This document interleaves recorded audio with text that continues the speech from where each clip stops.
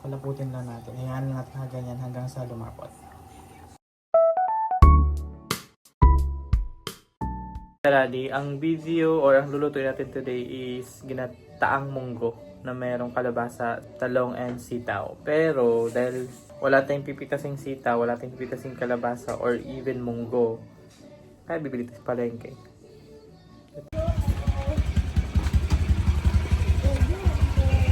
Wala tayong ipipitasing gulay, kaya mamimili na ng gulay. Ay, mag-ano na naman kayo? Umpisa? Hindi! Wala! Pamili naman nila kayo ng dami. Gagawin ko rin, bes. Munggo.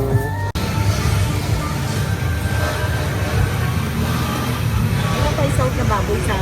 Ay, meron. So hi Kataladi, good morning. Ang gagawin natin is magluluto tayo ng munggo. So hindi yung typical na munggo na ginagawa natin sa tindahan, but yung niluluto ni mama. Ito yung munggo na may gata na may kalabasa and talong.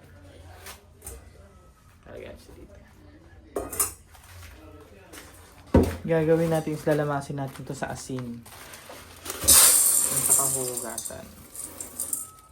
Kasi nga na-stuck na to.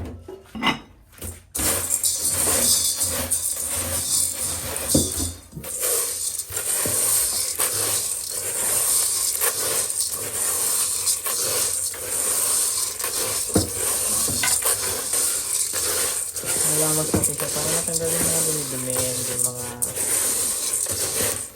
balat-balat nito na hindi naman okay. Kapag sinugasan mo to, kitang-kita mo na yung dumi. And after na ito, papakuluan na natin siya.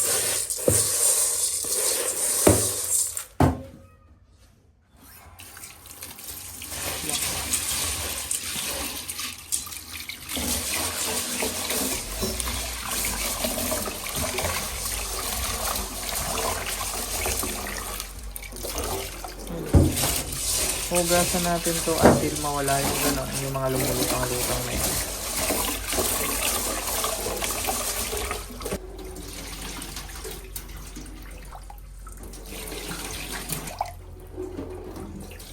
Ay na, hindi na wala ito. Pwede na to, kuluan na natin. Papakuluan na natin tong munggo.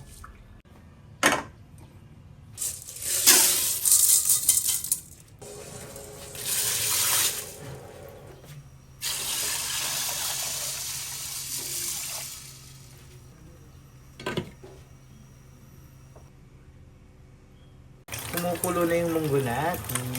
Ayan, kulo na yung munggo. And ilagay na natin, maglagay tayo nito. Ito yung sasawag natin na yung pork. Ayan.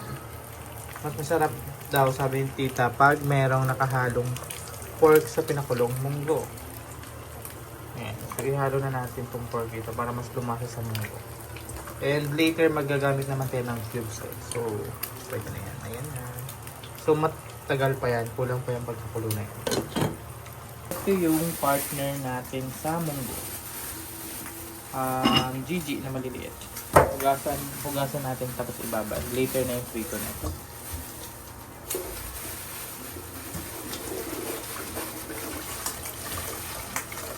So, bababad lang natin ito sa asin na may paminta.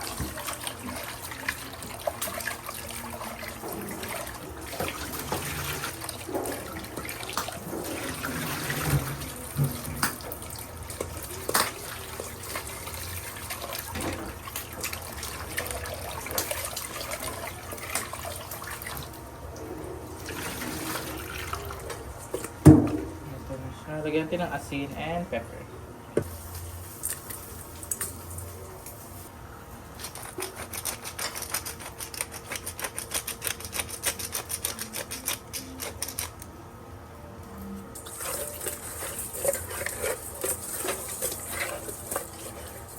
Masarap to yung crispy na pagka-prito.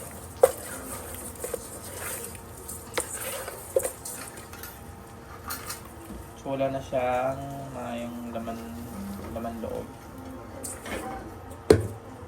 So So, ipiprito mo lang ito mamaya.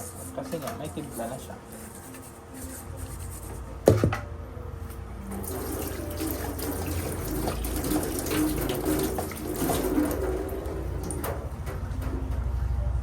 And ito na ang munggo.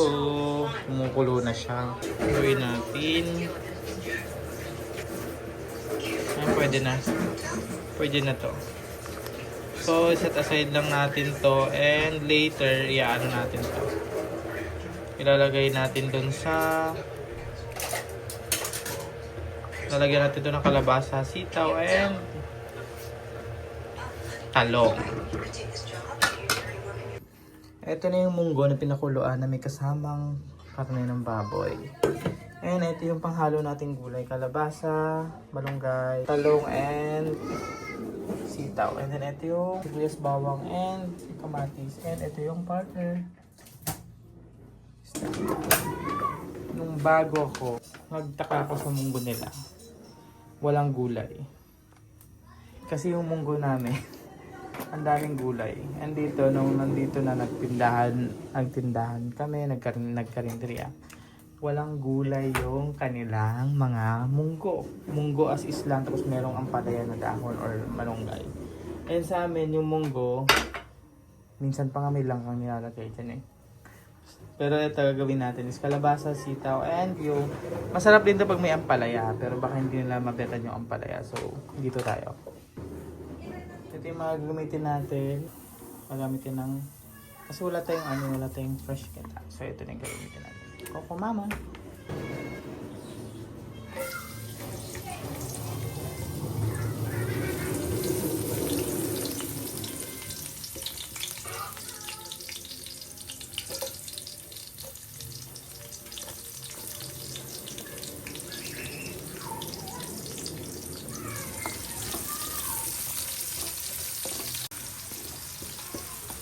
Bango ng sibuyas talaga. Sibuyas ng bawang. Natin yung kamatis.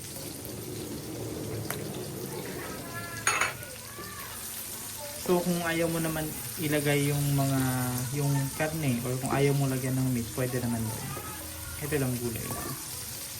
And kung ayaw mo nakalagay yung karne dun sa munggo, pag pinakulo mo or pinalambot mo, pwede mo naman ding ilagay dito. I-saute mo yung karne dito. So, iba't iba naman ang yan. Iba't iba ng preference. While pinapalambot natin tong kamatis, so, trivia muna tayo. Alam mo ba na yung munggo ay 4,000 taon nang kinakain? So, mas matanda pa sa atin to. Yung munggo na to. So, hindi pa tayo buhay at hindi pa tayo nag-i-exist sa mundo, nag-i-exist na yung munggo 4,000 years ago. And originally, nag-ano siya sa Southeast Asia, so bandang India or Southeast Asia, ganun. So okay na to, malambot na yung ilagay na natin yung munggo.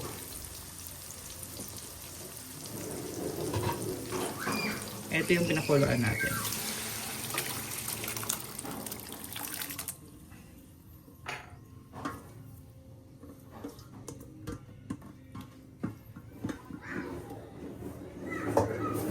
Bandang Visayas, ang munggo, or bandang sa Mindanao, ang munggo is nilalagyan ng tuyo. Nilalagyan to ng pinikas or anong tuyo. Basta masarap na partner din to sa tuyo eh. So nilalagyan natin to ng gata later. So papakuluin lang natin to and then lalagay natin yung mga gulay. So habang pinapakulo natin to, magpiprito tayo dito ng isda na partner din niya.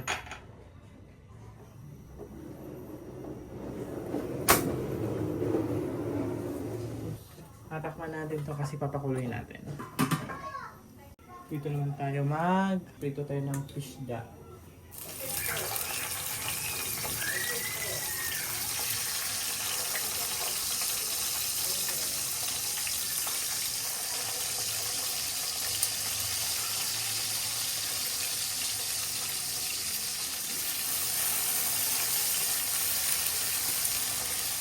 Dahil ayaw natin matilantanan, kakailanganin natin to. Ano ko natin sa karito. Pinapakulo natin ito ay makulo na. At eto, kumulo na ang ating munggo. So mayaman din sa protina to. So mataas sa protina yung munggo. At the same time, nakakatulong to or maganda sa puso para pababain yung mga bad cholesterol. And meron siyang vitamin D para good for the energy and saan yun? Sa brain. Brain function. So nakakatalino to. Kapag kumain ako na ito, magiging matalino na ako. Pakuloyin na natin. Papalambutin natin. So nakakatulong to para lumapot yung sabaw ng munggo. Itong kalabasa. Masarap to kasi manamis-tamis.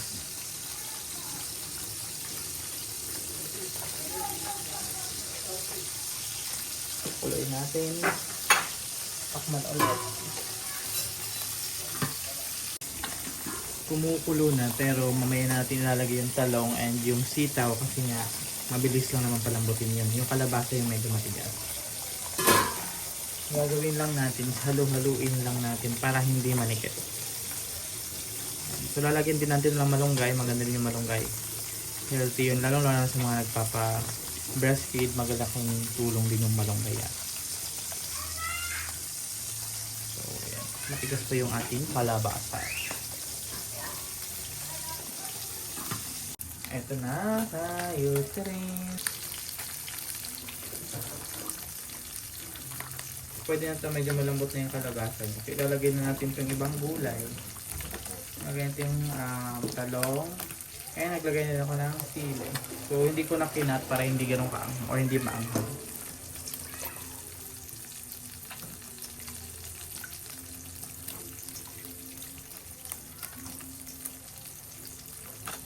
Pagkakulo na ito, pwede natin lagyan ng tawag doon, patis. And lalagyan natin ito 4 cubes.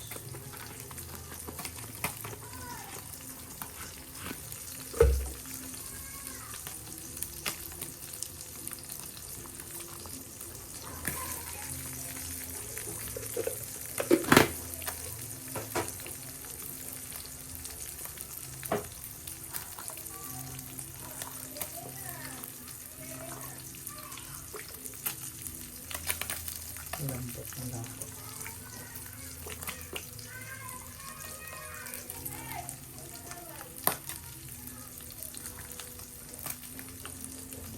So, habang tumatagal kasi naglalapot to at nawawala yung sabaw. So maglalagay tayo ng sabaw later naman na.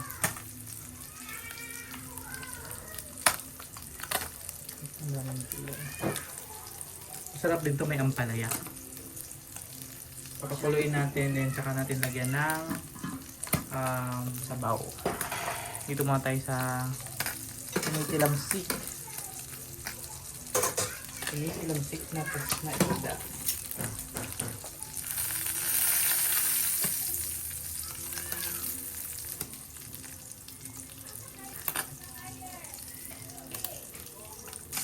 So, ang mali ko dito pala, hindi sa ganun kainit yung mantika nung nilagay ko. Kaya nanipit ka. Ayun yung pinaka ano doon, dapat mainit yung mantika. Wala sa isip ko.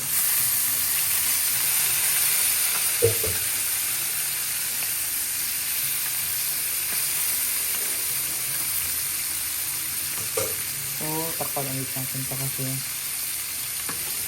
mataransik. Nilipat ko dito yung pwesto ng camera kasi nga pag binubuksan ko umuusok, hindi na napupunta sa camera yung usok. So, lalagyan natin siya ng konting tubig. Kasi lalagyan natin ito ng gata later. Konting tubig. Gawin lang natin.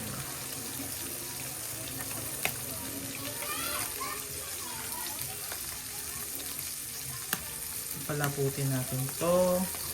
Ayun, lalapot to after ilang minutes. Takpan lang natin. Parang mabot yung gulay. And dito naman tayo sa isda.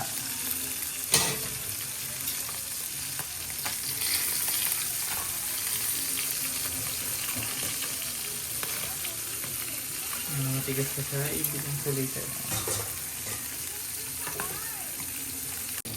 tinanggal ko na yung takip para mabilis matuyo. Hindi pa ako tapos sa isda. Ayan na. So, lalagyan na natin yung gata. Frozen to ng frozen tong gata. Pero meron pa tayong gata. Ilalagay. Ito. Yung isa kasi kanina tira lang yun.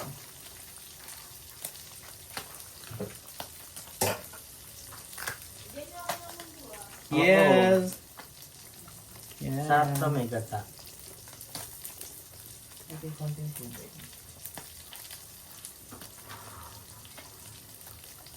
Yan. Ayan yung patas.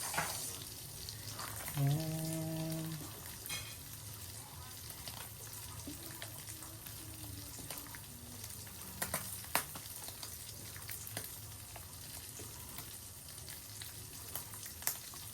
Malapot ulit yan. Lutong-luto na yung ano yan, gulay. Lagyan natin ng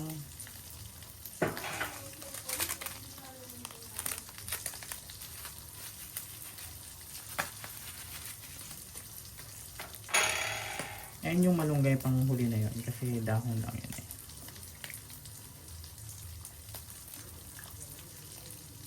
Pinaka best part dito ang patis.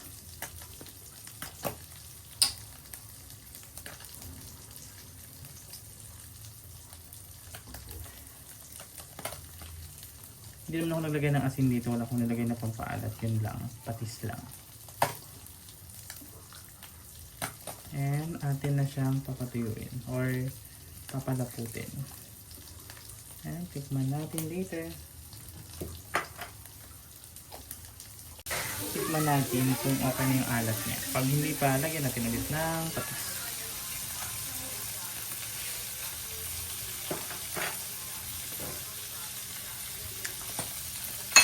Medyo mataba. Lagyan ng patis.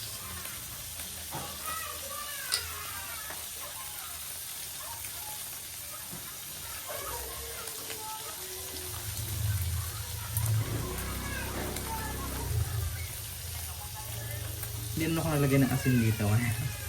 Patis lang yung pinagtimpla ko na maapampaalat.